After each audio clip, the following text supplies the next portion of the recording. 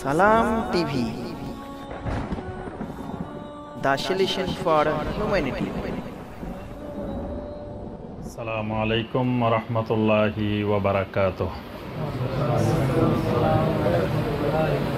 আচ্ছা, আল্লাহর উপরে ঈমান বলতে কি বোঝানো হয়? আল্লাহ রাব্বুল আলামিন আছেন,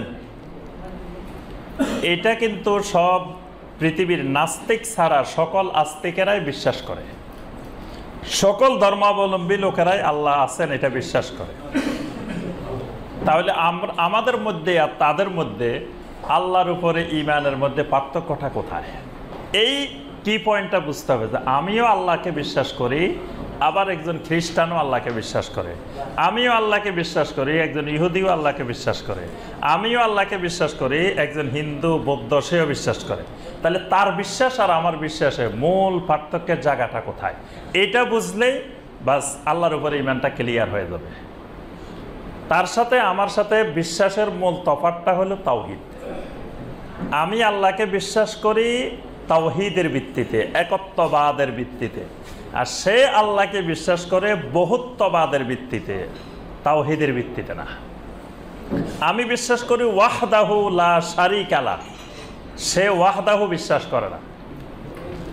এই জন্য আল্লাহর উপরে ঈমান বলতে বোঝানো হয় যে ইফরাদুল্লাহ সুবহানাহু ওয়া তাআলা ফিল খালকে ওয়াল মুলকে ওয়াত তাদবীরে ওয়াল আসমাই ওয়াস সিফাতে ওয়াল ইবাদাহ।